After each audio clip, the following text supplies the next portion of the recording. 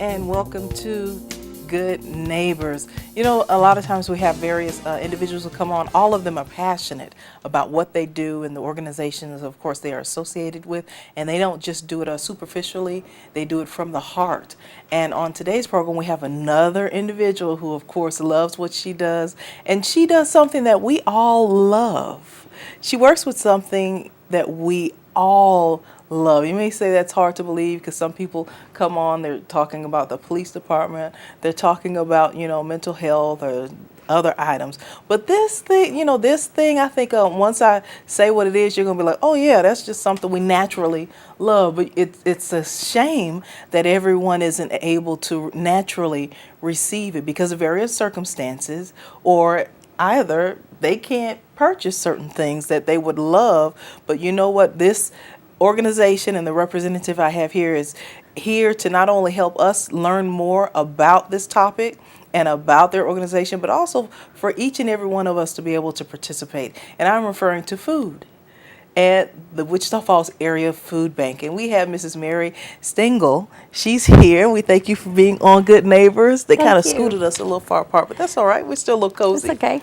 But we, of course, are here to talk about the food bank. But first, I want individuals. We see other representatives come on the television programs and talk about the food bank, and we see you out and about, just a hit and miss because you're so busy doing this, and that. But let's find out about you. Where are you originally from?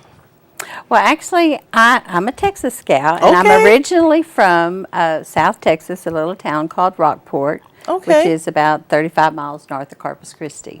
And how long have you been with the area food bank? I've been with the food bank for 19 years. Well, soon to be 20 in June of this coming year, actually. Well, we're going to say congratulations in advance. And of course, being with the organization or any organization for that length of time, you've seen a lot of things happen. You've seen a lot of people come, a lot of people go. But one thing has been a staple, a standalone, is everyone needs food. Exactly right. Everybody deserves a place at the table. Yes, ma'am. They deserve food at that place on the table. And that's good because a lot of people sit at tables and they may not have anything. Exactly. Now, they may pray over a plate, and we know God provides always. But for some individuals who may not believe, may not receive, may not even be expecting anything, but they know this is where I'm supposed to be. They know food is supposed to be here.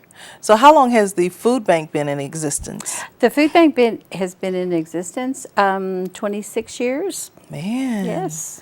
And so this food bank serves how many counties? We serve 13 North Texas counties, and we serve over 110 nonprofit charitable organizations. And of course, they in turn feed their hungry clients either through preparing meals or through pantries where they will give them family boxes to take home. Okay. Now, and that's one thing I want, of course, a lot of things through the show for you to tell us about. But one thing I want our viewers to know, those who are listening, to realize that you don't distribute the food to individuals.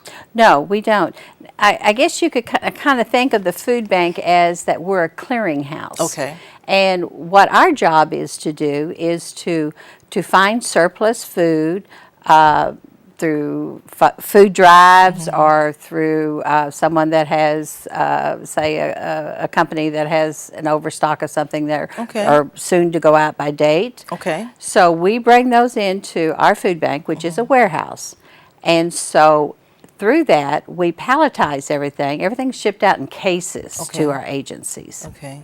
And so when you say various agencies, you're referring to, of course, the 13 county area, but you're referring to the churches, that have pantries, organizations. I mean, what qualifies someone to be one of these distributors for you? They have to hold a 501c3 status with Internal Revenue, or be recognized as a church through the Internal Revenue. That's a main qualification.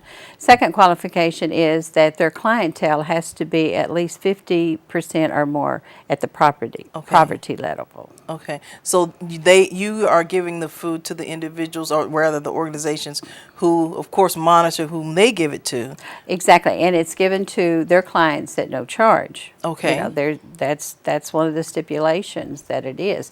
Now, some of the organizations may have a little donation box, you know, that says, you know, you can give a donation, but they are not required. That's, you know, that's strictly one of the things that is so great. That is excellent. Now, and you know all these organizations who come to you.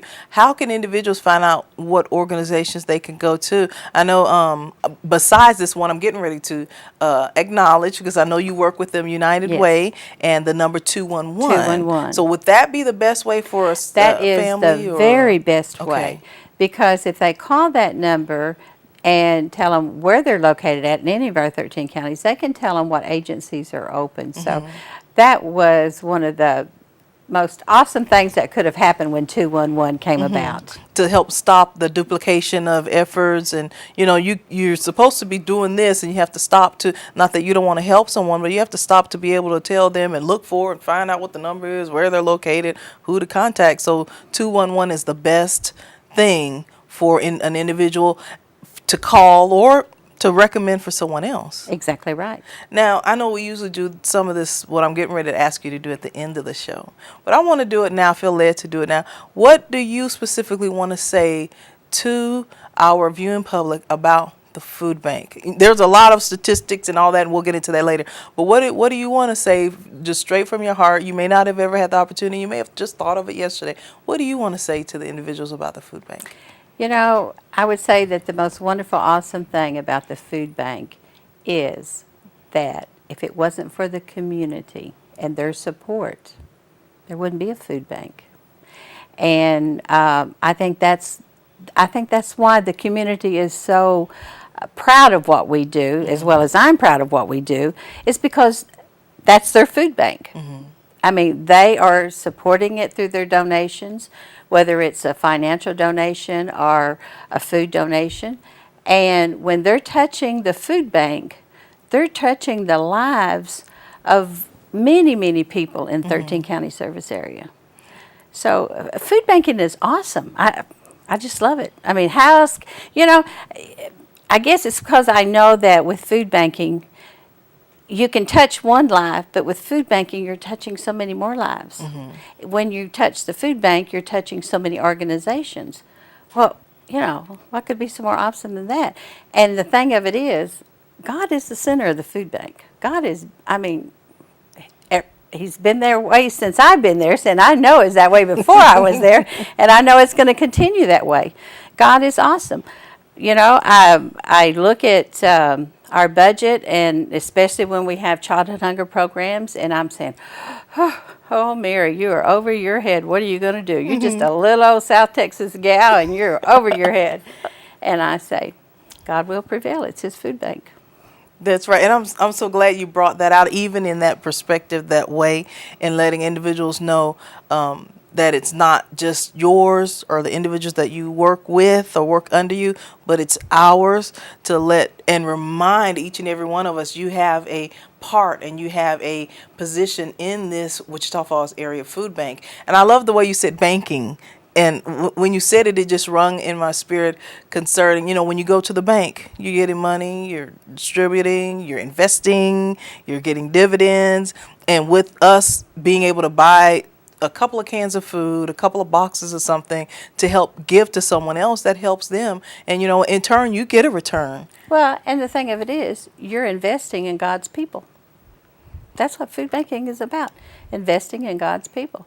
And food banking is not just here. We're part of a Texas Food Bank network. Okay. Which we have over 20 food banks. We're part of a national organization called Feeding America, which was formerly known as America's Second Harvest. And there's over 200 food banks in the United States. So